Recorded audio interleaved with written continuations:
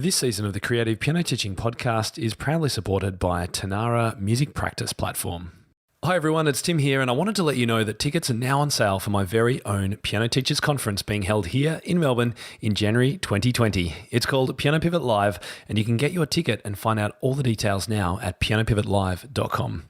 If you've enjoyed listening to this podcast, reading my blog, and getting inspired by fresh lesson and business ideas, then this is the conference for you. This two-day experience will bring together your favourite speakers, unpacking topics from creative pedagogy to marketing, preschoolers to technology, and everything in between. You'll get all your morning and afternoon teas, snacks, and a full lunch included in your ticket price. And while I know you'll get inspired by our keynotes and get practical in our workshops, what I'm most excited by is the chance you'll have to work with our speakers and experts in small group mastermind and implementation sessions to help you ensure you get a return on your investment in 2020. So if you've ever thought about visiting Melbourne or Australia, then this is your chance. It will be the perfect start to a new year of teaching, hanging out with other teachers from around the world, getting inspired, planning your studio, and making real change for the year ahead. Buy your ticket now at pianopivotlive.com before they all sell out. Okay, let's get on with the show.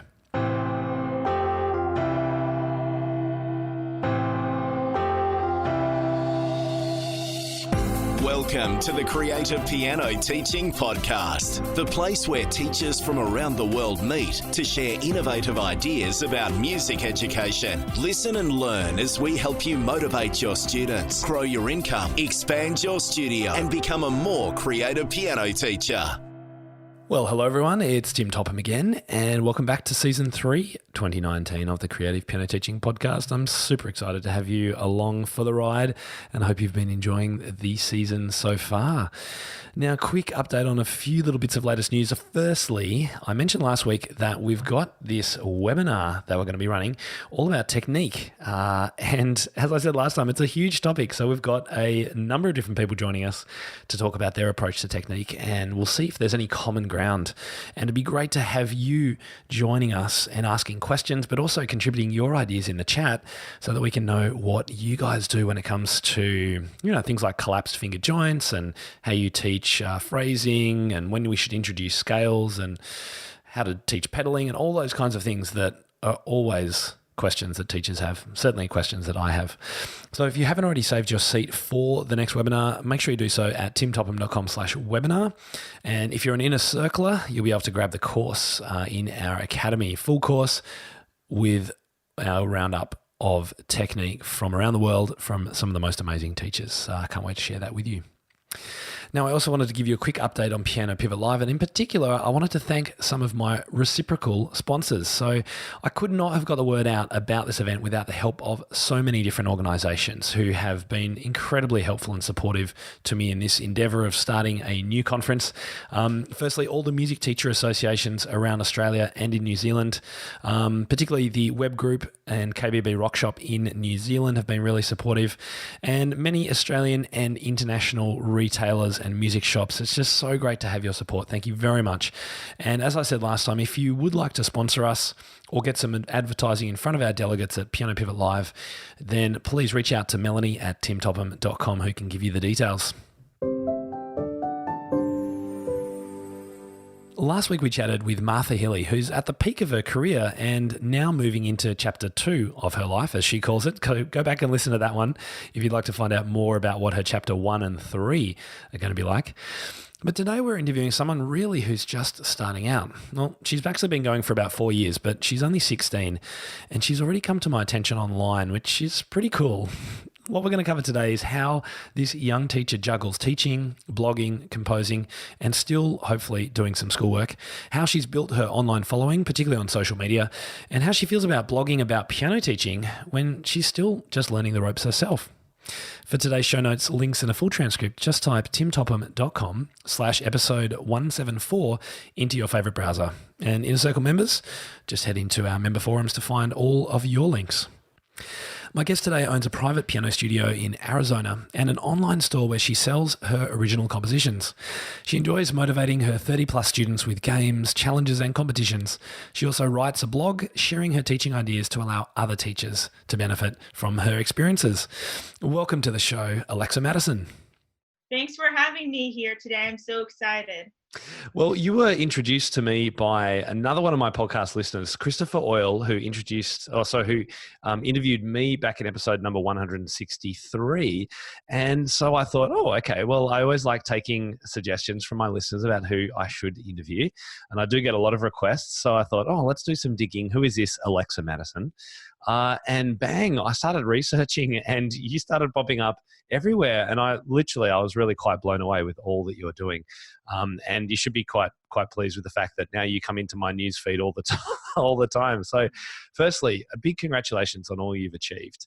But we need to start with something that the listeners who are listening won't know, and that is, how old are you?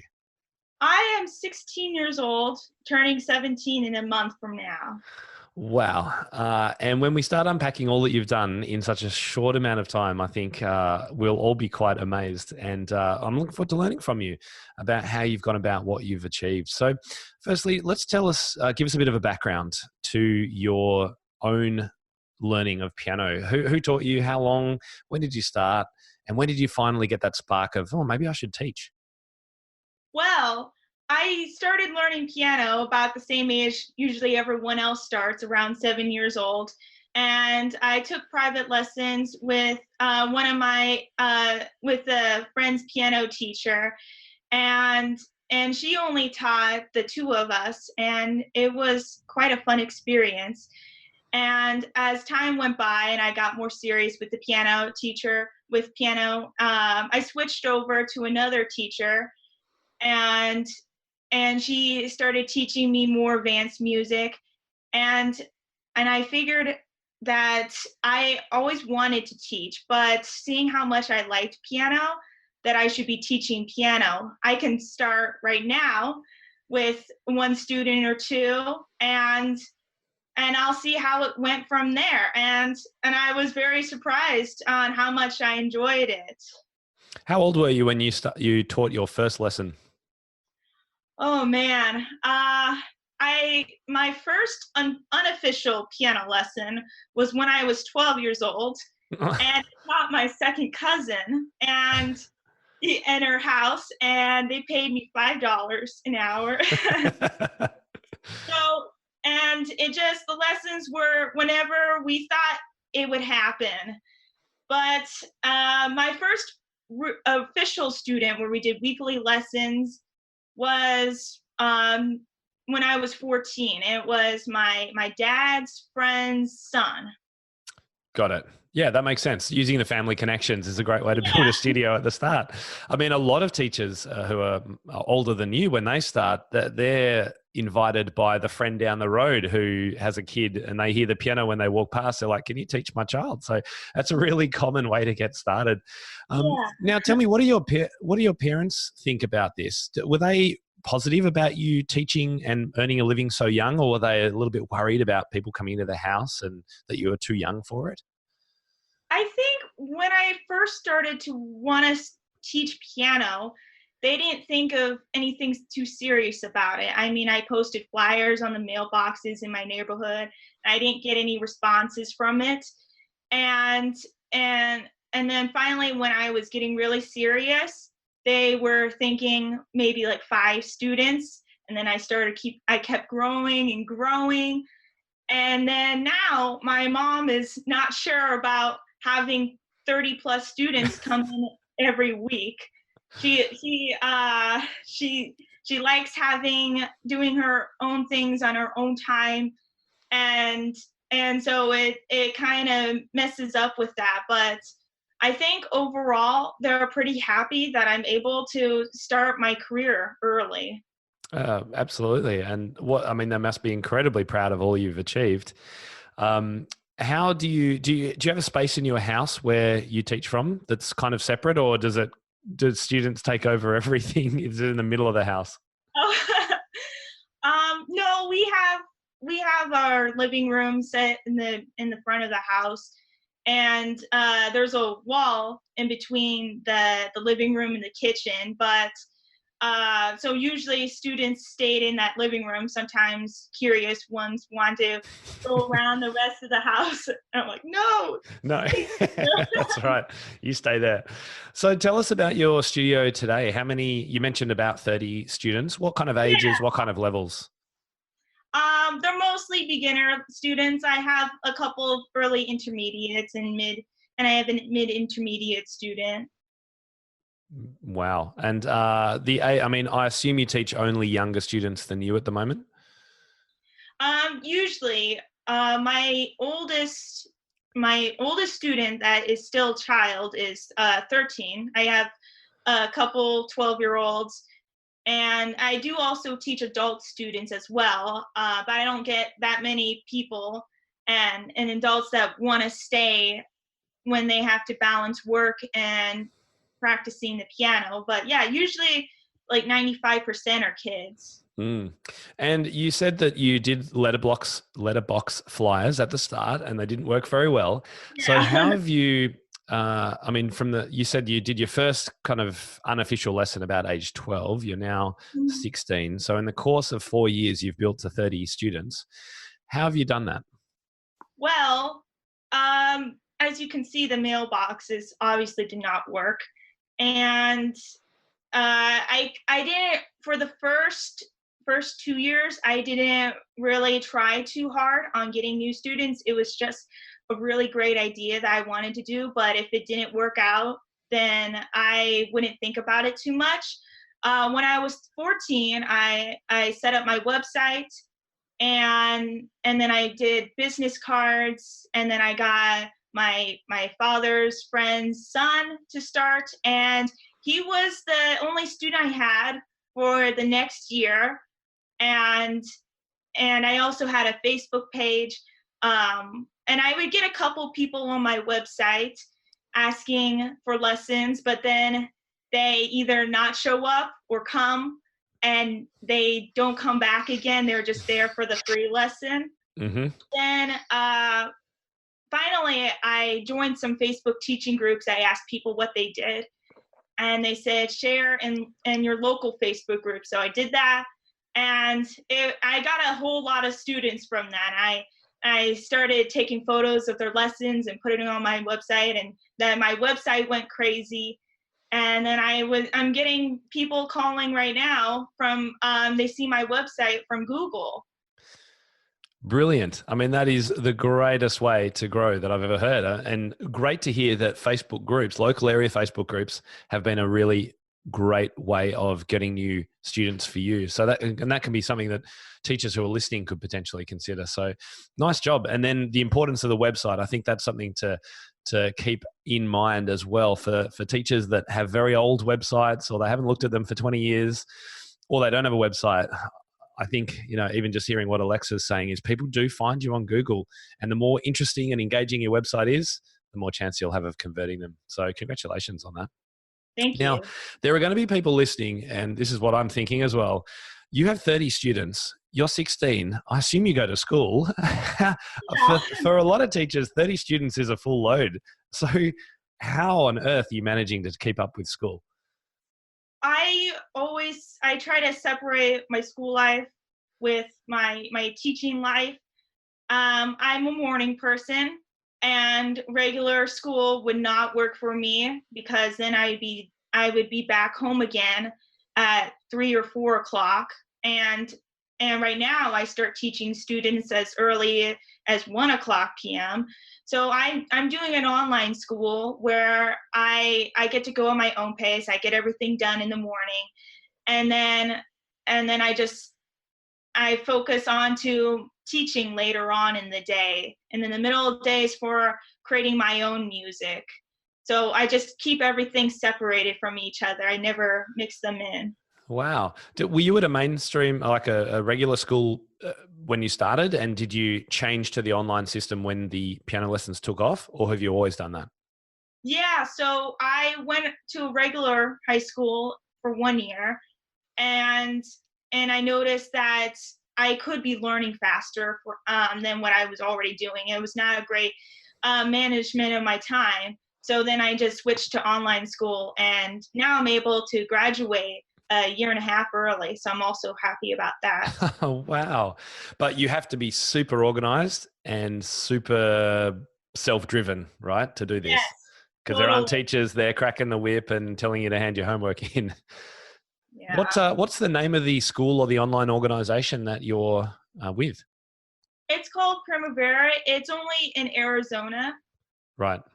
Primavera.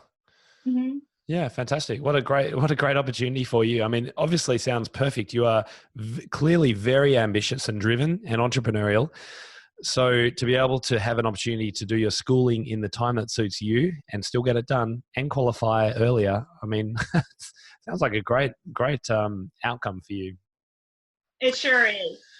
So just going back to your own piano lesson experience, because I know that you're a pretty creative and modern style of teacher, which I obviously love. What were some of the best and worst things about your own experience at the piano?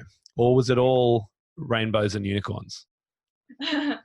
Well, the best experience was when I finally completed a difficult song that I'd been working on for a while, or even finishing a composition my own. And basically, any of the worst experiences, which didn't seem very bad at the time, but now the way I'm teaching my students, the things that I'm teaching them right now, what I wished that my teachers taught me, I would say that would be my worst experience, not being able to learn more contemporary music and composition. My teachers never taught me composition. I just thought of the idea myself. And in the games, like I would have loved to do the games during lessons, and then practice challenges. My students love them. If I was their age, I would totally go crazy over them as well. So those were all things I wished I had in my lessons, and now I'm so happy I'm able to incorporate them into my own students' lessons. I was going to ask you about your composition because you sell your own compositions online. Interesting to hear that you taught yourself. Yeah, that wasn't a part of your lesson with either of your teachers. Is that right? Yeah. I mean, I used music theory, of course, to figure out how to compose. But yeah, I had to figure it out on my own. But as I was continued composing more and more, it just got easier and easier. And I figured out some easy ways of composing, and I read other blog posts and seminars, and that also helped as well, get some different ways of composing. And are you still having lessons yourself? No, not anymore. I don't think I have enough time for that. I'm thinking the same thing. Have you taken any courses in pedagogy? Did you learn to teach from another person, or have you really learnt all of this yourself online? I mostly learned it myself. As I said, the Facebook teaching groups really helped me get some ideas. And I've been to our latest conference in Arizona. But yeah, I'm reading blog posts and live streams. They all helped me a lot. And you get better as you do more and more of it too, right? Oh, That's what I yes. find. Yeah. Yep. I'm super delighted that Tanara is supporting this season of the podcast and wanted to take a minute to tell you what they offer. Tanara creates an inspiring community for music teachers and students throughout each week. We know that apps don't teach quality music. Teachers do, and Tanara can make your teaching even more engaging. Help your students discover the difference effective practice can make. Tanara is available on mobile, tablet, and desktop. So head to tanara.com, that's TONARA.com, and sign up for a 30-day free trial, or head to your respective mobile store on your device and download the app. Let Tanara create happiness in your studio today. So the thing, Alexa, that really impressed me when I went to your website was that not only have you got a fantastic website that is clearly bringing in new students, but you're also blogging about piano teaching, which I think is pretty phenomenal for a 16-year-old. And you're building a social following, and you're obviously quite the entrepreneur. So where do you think this idea of not just piano teaching, but what else can I do? What else can I offer the world? And how else can I bring in income? Where did that come from? To be honest, I'm not 100% sure. It just kind of seemed like it all happened at once. My parents are they have experiences with owning their own businesses, and I learned later that my grandfather liked to have a couple of businesses. So maybe I inherited some of that. um, but just finding what I enjoy and figuring out how I can make money off of that um, kind of helped me figure that out along the way. And when did you start building your online store? It's effectively a store, isn't it? Yeah, it just opened this year in January. Right, cool. So it's early days yet, but are you looking to make this, more, to grow this area of your business? Yes, yes. I want to be able to have thousands, tens of thousands by the time I'm dead. Wait, um, is that of dollars or compositions or what? composition. Okay, you're right. Yeah. And so tell us about what you do offer for teachers on your website. What kind of compositions are they? What resources do you have? I do a lot of pop style composing, and I try to get a little bit of everything. Usually I like to create my own original works rather than arrange other people's music.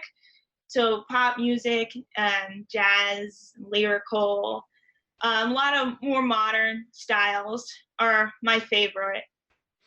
And the kids respond well to it, I assume? Oh yes, they like them. I play it and their jaws drop. So by modern, I'm picturing music that uses a lot of chord progressions in it, Yes, has some yeah. funky rhythms that kids like, Hmm. maybe fifths in the left hand and that sort of thing. Is Oh that the yeah. kind of thing? Yes, exactly. Yeah. And do you often compose for a particular student in mind and then release it more generally to everyone? Usually it doesn't work that way. I mean, a few of my pieces, I have this one song that I recently released, and it was originally a duet, but I thought, oh, my student is more advanced level, he would want a solo. I can make this a harder version and he would definitely be interested in playing it, and I can put it out on my website. But Mm. most of it I start playing a nice tune, and I just keep going with it. I don't really think that a particular student would be interested in playing it. Right. And so your method of composition is very much sit down and muck around and things emerge? Yes, and then sometimes I'm doing random things and then I start singing a random tune that I've never heard of before, and then I go down to the piano, I start figuring out what the keys are, and then boom, I got a song. All right. Very cool. And by song, do you mean instrumental or do you write lyrics as well, actual songs? Oh, yeah, just instrumental. I keep using the word song for my students. It's that habit of mine. That's right. There's a funny thing in piano teaching circles, as you probably know, about whether you should use the word piece or song.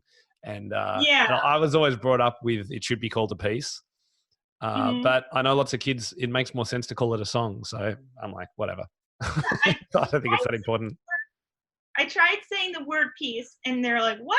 What is that word?" And I just said song. I'm like, "Oh." So I try to always avoid the word piece unless if it's a more advanced student that would understand it better. And yeah, and I almost never use the word piece. I have to catch myself when talking to other teachers. And so, what's your approach with younger beginners? I mean, you are a really young teacher, just getting started in your career. I know myself that I've been through so many different methods and approaches to work out what I want to do. It's taken me years and years and years. What do you do with your beginners? Are you very much about improvising and creating and listening and that kind of thing at the start? Do you tend to jump into method books quite quickly? What's your approach? Well, on the first lesson, I like to make the most fun of out of it. I actually use your notebook beginners, the first lesson for my students, and they love the animal stories and the teacher duets. So Now I'm doing more improvisation, not just with the first lesson students, but with my more experienced students. And then from there, I use the method book, but I like to supplement with a lot of games and activities. And sometimes I notice if a song doesn't work, I just skip over it, or I teach it differently than what they want me to teach it. So I usually don't focus exactly what the method book wants me to do. I just kind of expand around from that. Great. Yeah. And I think that's the great approach. I mean, none of our kids are cookie cutters of each other. They all need a slightly different variation, which is why I've never quite understood how a teacher can use one single method with all of their students. No. It doesn't make a whole lot of sense to me. That's great. And lovely to hear that you're using the no books idea too at the start. That's great to hear. So one of the other things that you've got on your website is a blog where, and I know this is quite new as well, but you've started writing some articles for teachers about teaching. Yeah. And I'm guessing that some people listening who maybe 40 or 50 and have been teaching for many years would go, what on earth can a 16-year-old kid teach me about piano teaching? So what would you say to that? That's a really good question. People don't think about it, but when you're younger, you can think of newer ideas that older people may not come up with. And I find that being younger and coming up with these ideas, that they may fit the newer generation of students better. And going to say something else. Not sure what else to say. Well, I mean, I understand that. I mean, for you, if I was to want to know what kids would want to learn at age 16, then I'd be going, hey, Alexa, what should I be teaching? Because you are that age, right? You actually are very close in age to the kids that you're teaching. So that to me would mean that one of the benefits, one of the things that you could share, as you've said, is, yeah, you get kids these days because you are in the same generation as a lot of them. Yeah. And so one of the other things that I was really interested in is that you've got a Facebook community and your Facebook page as well, I think. Both are called Piano Language. And I thought that was a really unusual title. Why did you go with that? Well, when I was coming up with a business name, I was thinking, well, no one ever thinks of music as its own language. I mean, there's English, there's Spanish, there's even sign language, but music, it's its own language. Anyone in the world can read sheet music. So I just thought by calling it Piano Language, it kind of has a little ring to it, and I think it suits it very well.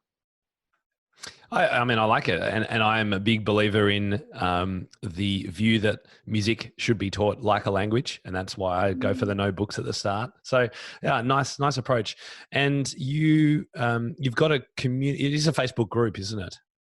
Yeah, I have a Facebook page where I share new blog posts and new compositions. And then the Facebook group is a private group, and they get notified with more first with the blog posts. So yeah, as opposed to the Facebook page. Right. And how do people join the private group? Well, you can find it on Facebook. You just click join group. There's 2 questions. Are you a piano teacher, and have you seen my website? Very, very detailed. Right. Very detailed. But and so anyone listening can check you out either at your Facebook page, Piano Language, your website, which will pop in our show notes as well. And I'll get you to tell us, what is the address of your website? alexaspianolessons.com. Fantastic. So what kind of teachers would you like to be writing music for? Or what, sorry, no, a better question. What kind of students do you most enjoy writing music for? And will you do more of in the future? I like to write music that particularly my students could play. I did say that when I'm writing music that I just play whatever I want to, but I noticed that I'm writing music more for beginners because I have a lot of beginner students myself. And though they usually suit those students, and maybe while I'm figuring out the song, I make it a little bit easier. and a little bit of fun for them to play, so it doesn't sound boring for the level that they're at. It's one of the biggest challenges for writers of beginner music is to make it sound harder than it is, right? Yes. Yeah, because kids love that. Do you have any composers that you like using the music of and that you admire? Oh, yes. I'm so glad you asked that. I like Jennifer Eklund. I keep calling her Jennifer Ookland. Sorry. I'm sure she won't mind. And I like Chrissy Ricker music a lot. I have one student that really only wants to play her music, and I like creating my compositions similar to hers. Was that Chrissy Ricker? Did you say? How do you spell her last name? Rickerer.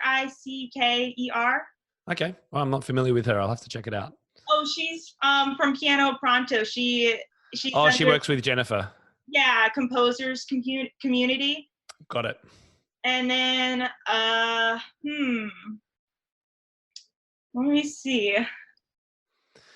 Do you like some of the well-known Kevin Olsons and Dennis Alexanders, and do you use their kind of music, or perhaps more of the smaller independent publishers? Do you know of Daniel McFarlane, who's an Aussie?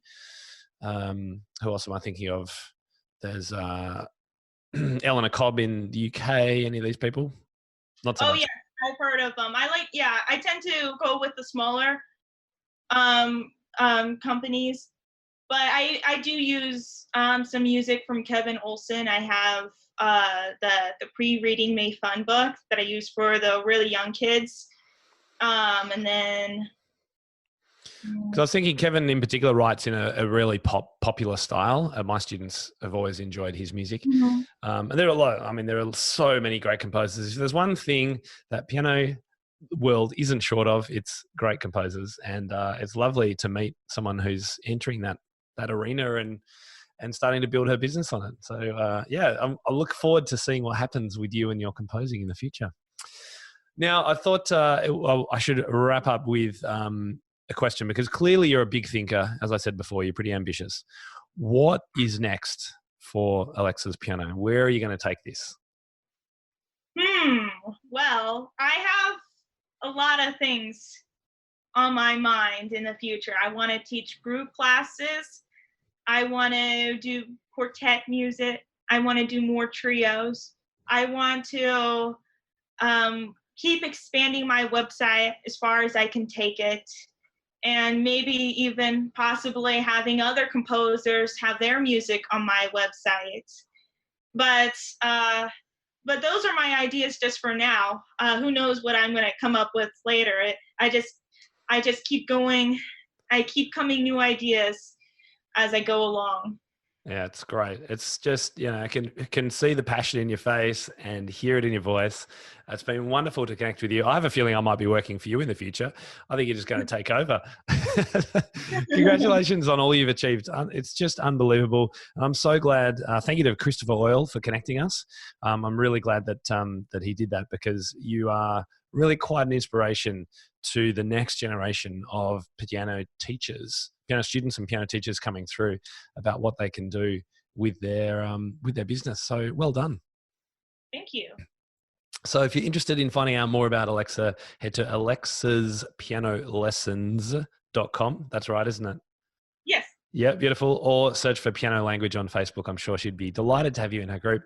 Thanks heaps for joining me today, Alexa. Thank you for having me.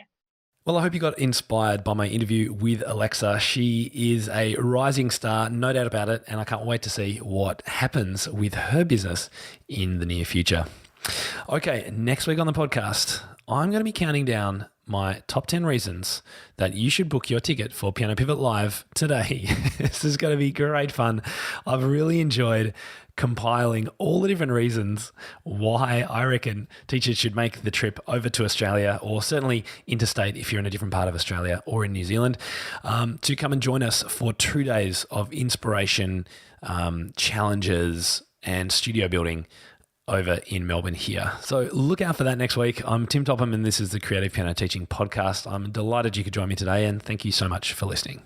Now, just before you go, if you enjoyed today's show, I'd love for you to check out my Inner Circle piano teaching community. It's the go-to resource for piano teachers looking to continue their professional development, connect with other teachers and experts from around the world, and to access hundreds of world-class training resources, including our academy courses, lesson plans, teaching videos, technology help, and much more. Whether you're just starting out or have been working hard to build your studio for a while, the Inner Circle community will give you the skills, support, and confidence you need to grow the studio of your dreams, whether that's about teaching a small number of students one-on-one in your home or hiring a commercial space, employing other teachers, and building an entire music teaching empire. With courses on both the teaching and business side of running your studio, live coaching, and our thriving community forums, you can get quick answers to questions, set yourself challenges, get feedback on your ideas, and feel confident teaching in new and exciting ways. For more information on how to join us inside the Inner Circle today, head over to timtopham.com/community, and we'll see you on the inside. That will conclude this evening's entertainment. Oh, thank you. Thanks for listening to the Creative Piano Teaching Podcast. We'd love to help take your teaching to the next level as a member of our supportive community. Use the coupon Piano Podcast for $100 off an annual membership of Tim's Inner Circle today. To find out more, head to timtopham.com/community.